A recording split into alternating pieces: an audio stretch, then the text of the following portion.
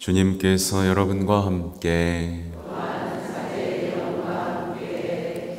요한이 전한 거룩한 복음입니다. 주님 영광 받으소서. 그날 곧 주간 첫날 저녁이 되자 제자들은 유다인들이 두려워 문을 모두 잠가 놓고 있었다. 그런데 예수님께서 오시어 가운데에 서시며 평화가 너희와 함께 하고 그들에게 말씀하셨다. 이렇게 말씀하시고 나서 당신의 두 손과 옆구리를 그들에게 보여주셨다. 제자들은 주님을 뵙고 기뻐하였다. 예수님께서 다시 그들에게 이르셨다. 평화가 너희와 함께. 아버지께서 나를 보내신 것처럼 나도 너희를 보낸다. 이렇게 이르시고 나서 그들에게 숨을 불어넣으며 말씀하셨다. 성령을 받아라. 너희가 누구의 죄든지 용서해 주면 그가 용서를 받을 것이고 그대로 두면 그대로 남아 있을 것이다.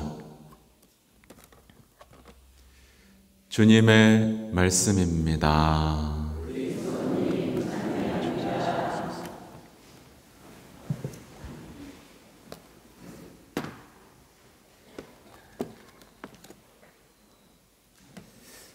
사랑하는 형제자매 여러분, 좋은 아침입니다. 네, 오늘 성령 송가하면서 마음이 어떠셨어요? 반응이 없군요. 아직 성령을 받지 못한 것 같습니다. 좀 마음이 부드럽고 열려 있으면 좋겠어요. 여러분 성령 세미나라고 들어보셨죠? 네, 거북해 하시는 분도 있죠? 좋아하는 분도 있고, 조금 사실 변할 필요는 있습니다. 조금 더 우리 신자들에게, 그리고 그걸 모르는 사람들에게도 조금 더 매력적이고 조금 더 이렇게 가슴에 뜨겁게 하는, 아름답게 변화될 부분들이 사실 많이 놓여 있죠. 사실 성령 묵상회는 전 세계적인 모임이고, 그래서 그 까리스라는 이름 하에 국제적인 공동체이긴 합니다. 근데 이 목적 자체가 뭐냐면 우리 신앙인들의 삶에서 잊혀진 성령 하느님을 다시 기억해내고 성령과 함께 하는 삶의 아름다움에 대해서 사실 증거해야만 하죠. 결국 모든 단체들이 이렇게 더 크고 활발하게 확장되지 못하는 이유는 증거가 없을 때 사실 그렇게 되곤 합니다. 무슨 얘기부터 해야 될까요? 적어놓은 얘기를 하면서 우리가 성령 하느님과 함께 할 때 벌어지는 일들을 좀 정리해 드리도록 할게요. 원래 이제 성령에 대해서 얘기하다 보면 세미나 받아보신 분도 알겠지만 막 몇 주 동안 하고도 모자라요. 그죠? 근데 간단하게 좀 정리를 하면, 만약에 우리 신앙에 정말 우리가 성령 하느님과 함께 하는 삶이라는 걸 뭔지 익히고 기뻐하고 거기에 우리의 마음을 활짝 연다면 우리에게는 미신을 숭배할 여지가 없습니다. 왜냐하면 성령께서는 모든 것을 가르쳐 주시고 알려주신다고 하셨거든요. 우리의 삶을 걱정 없이 두려움 없이 인도하시기 때문에, 사실 여러분 전 보러 가시는 분 가끔 있죠? 네? 뭔가 궁금해서 여러 운세 보는 분들 있잖아요. 왜 그러죠? 두렵기 때문에 그래요. 막막하기 때문에 그렇거든요. 삶이 뭐가 좋은지 결정할 수 없기 때문이거든요. 근데 성령 하느님이 있으면 어떻게 되죠? 이거를 하나하나 이끌어 주시고 식별해 주십니다. 그래서 사실은 한국 사회의 고질적인 어떤 제가 볼 땐 빨리 벗어나야 되고, 우리 저 포함해서요. 저 포함해서 습관적으로 약간 비관적이게 되고 뭔가 외롭고 두려워하면서 마음을 닫게 되는 우리의 약간 심성 같은 게 있습니다. 맞죠? 동의하지 않으세요? 뭔가 적대적인 마음이 금방금방 올라오죠. 근데 이게 하느님에게서 성령께서 왔을까요? 악한 영에게서 왔을까요? 그렇죠? 그럼 이제 마음을 닫아야겠죠. 내 마음에서 적대감이라든가 불만이라든가 비관주의가 튀어나오면 어떻게 해야 돼요? 이건 악한 영이구나. 이 마음대로 따라 살다간 내 인생이 망하겠구나 라는 걸 인지해야겠죠? 그러면서 선한 영이시여, 성령이시여, 제 마음을 그것이 아니라 기쁨과 희망으로 채워주시길 바랍니다. 이게 성령과 함께 사는 식별의 삶이거든요. 아무튼 성령 하나님과 함께 사는 사람은 미신적 삶에서 벗어나게 됩니다. 또 하나가, 여러분 상처 잘 받아요, 안 받아요? 받아요, 안 받아요? 그 치유했어요, 안 했어요? 못했죠? 하는 법 알아요, 몰라요? 그 치유가 안 되면 삶이 어떻게 돼요? 비참해지죠. 누가 날 뭐라고 하지도 않았는데 상처받고, 그냥 자기를 위해서 해줬는데 왜 그러냐고 소리 지르게 되고, 운전할 때 다 드러나잖아요. 끼어들었는데 왜 욕을 해? 그럴 수도 있지. 근데 자기를 막 무시했다고 생각나고 막 화가 나는 거예요. 이 마음이 정상이에요, 부정상이에요? 비정상이죠. 정상이 아니에요. 이거는 뭔가 잘못된 겁니다. 맞죠?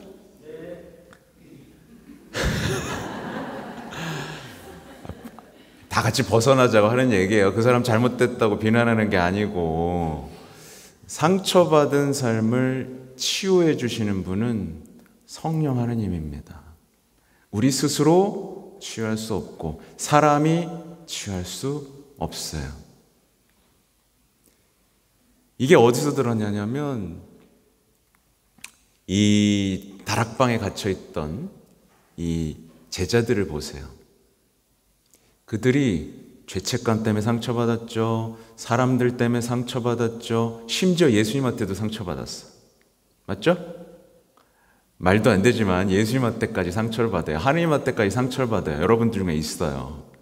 근데 성령 하느님이 들이닥치니까 어떻게 됐죠? 그 모든 기억들, 죄책감과 어떤 불평과 불만의 기억들을 모두 정화해 주시고 마음을 갑자기 열어주시면서 닫혀 있었잖아요. 더 이상 상처받고 싶지 않아서 닫혀 있었단 말이에요. 아무도 못 들어오게. 근데 그걸 치유하시고 문을 열고 밖으로 막 나가겠습니다. 하느님만 하실 수 있는 겁니다. 성령 하느님만 하실 수 있는 거예요. 우리가 방법을 모를 뿐입니다. 혹은 고집을 부릴 뿐이에요. 성령이 들이닥쳤는데, 여러분 견진 받은 사람 손 들어보세요. 네. 견진 왜 받았어요? 잘 먹고 잘 살라고? 견진은 이제 내가 누군가한테 내 삶을 주기 위해 받는 겁니다. 근데 여전히 한국 교회에서는 성당에 왜 와요? 이득 챙기려고. 근데 세례를 받는다는 건 믿음의 영역으로 들어간다는 것이고, 이제 내가 아니라 하느님을 위해서, 이웃을 위해서, 세상을 위해서 걸어나간다는 뜻이거든요. 특히 견진을 받는다는 건 이제 정말 하느님의 것이 되어 성령의 이끄심에 따라 세상을 아름답게 하는데 부르심에 응답하겠다는 뜻이기도 하거든요. 여기에 응답하지 않은 사람은 치유가 안 됩니다. 그냥 꽁꽁 마음을 닫고 예수님이 날 사랑해 주나 안 해주나 지켜보겠어. 아니에요. 하느님은 우리에게 다른 걸 물으시죠. 너는 나를 사랑하느냐? 넌 나의 말에 응답할 준비가 되었느냐? 그럼 고쳐 쓰시고 막 내보내십니다. 벌써 성령 받고 싶죠, 여러분? 네, 거의 뭐 주든지 말든지. 그러니까 이런 영적인 삶에 대해 우리가 열리지 않으면요, 우리의 신앙은 시작되지가 않습니다.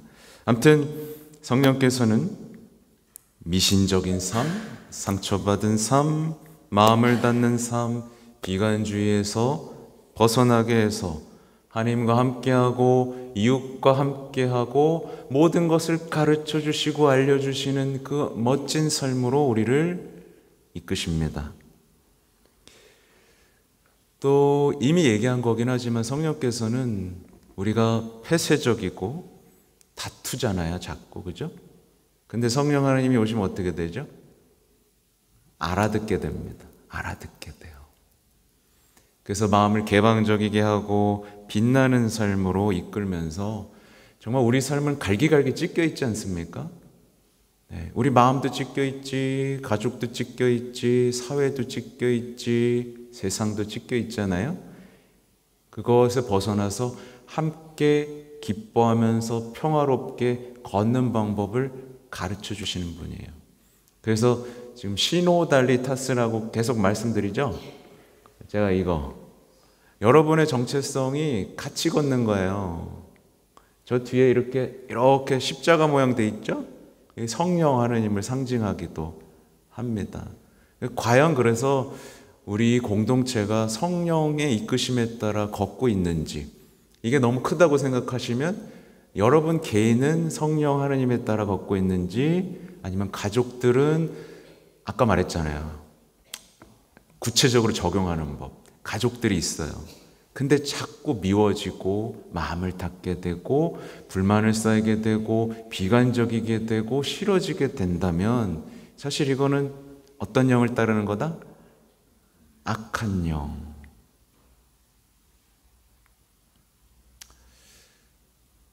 우리 삶의 성령 하나님을 청할 분명한 이유가 있죠. 특히 성령 하나님은 시들어버린 삶 속에 하나님의 능력이라는 걸 주십니다. 은사 들어보셨죠? 네, 은사. 은사라는 것이 여러분 각자 다 있을까요? 없을까요? 내 은사 뭔지 아는 사람. 은사는 왜 주어지죠? 잘 먹고 잘 살라고가 아니라 공동체를 위해서 주어집니다. 특히나 이제 봉사를 하고 또 교회가 일어서고 다른 사람들이 다시 또 일어설 수 있는, 그렇기 위해 주어지고요. 이 은사들은 내가 써보고 체험하고 그것을 응답하기 전까지는 잘 드러나지가 않습니다. 저는 가끔 이렇게 만나요. 이 은사는 뭐 신기한 얘기하면 여러분 좋아하시겠지만, 이런 거 얘기하면 좋아하시겠지만 실제로 치유의 은사 있는 분들에서부터 예언의 은사, 정말 때때로는 저한테도 은사가 주어집니다. 저는 이제 이런 얘기하면 또 저도 누군가를 구원해야 되고 가르쳐야 되고 일으켜야 할 때 그 사람의 영혼을 들여다볼 수 있는 은사들이 반짝반짝 주어집니다. 네, 강론대에 서면요, 여러분의 마음이 보입니다. 여러분의 영혼 상태가 보입니다. 말씀에 뜨겁게 반응하는지, 마음의 문을 닫고 고집스럽게 있는지, 강론이 빨리 끝나길 바라는지 다 보입니다. 주시는 거예요. 왜? 잘난 척하라고요? 아니요. 여러분을 하나님께로 이끌라고요. 아무튼 성령께서는 시들어버린 삶을 은사로 다시 일깨우시고 우리 마음을 변화시킵니다. 그래서 자기 주장, 험담, 다툼 속에 머물러 있는 사람을 형제와 참여와 소명으로 이끕니다. 참 아름답죠? 아름답죠? 응답하실 거예요? 안 하실 거예요? 네. 여러분, 내가 뽑기 안 해서 불만이에요? 뽑기는 정말 재밌죠? 재밌어요. 근데 뽑기가 아니라 정말 하나님께서 나에게 모든 것을 주신다고 생각하고 그분과 함께 하고 싶다라는 열망이 더 중요합니다. 사실 제가 정말 많이 가져왔어요. 오늘 강론을 하기 전에 특히 교황님께서 정말 성령에 대한 정리를 하셨고 교리를 또한 몇 주 동안, 1년 동안 하신 것도 있고요. 특히 어제 저녁은 지금 레오 교황님께서 이제 성령강림 대축일 전야 미사를 하시면서 우리에게 정말 아름다운 함께하는 삶에 대한 이야기들을 해주셨어요. 이런 것들을 좀 보시고 공부하면서 나의 삶이 좀 새로워졌으면 좋겠다라고 하는 것에 좀 적극적으로 참여하신다면 지금 이 시대는 자꾸 우리를 시들게 하고 비관적이게 만들거든요. 이걸 벗어날 수 있는 힌트를 얻으시게 될 겁니다. 부디 여러분 모두에게 성령 하느님과 함께 사는 삶이 열렸으면 좋겠어요. 그리고 마지막으로 꿀팁 하나 드리고 끝내면 오소서 이렇게 기도하시면 좋겠어요. 오소서 성령님 제 마음을 비추소서라고 기도하시고 여러분 삶의 고민들 있잖아요. 그죠? 지금 저는 신앙하고 참 거리가 멉니다. 말씀을 이해할 수도 없고 모든 걸 이해할 수가 없습니다. 성령님 거리를 좀 좁혀주십시오. 제 삶에 구체적인 조언을 주십시오 라고 기도하고 성경을 펼치고 읽으면서 이 성경 구절이 저의 삶의 구체적인 조언이 되게 해주십시오 라고 청하면 그때서야 비로소 이 말씀이 살아있는 말씀에 대해서 우리에게 구체적인 도움이 될 수 있게 하거든요. 어떤 이런 침묵과 기도의 시간들이 여러분의 삶에 좀 구체적으로 자리 잡을 수 있기를 간절히 기도합니다. 아멘.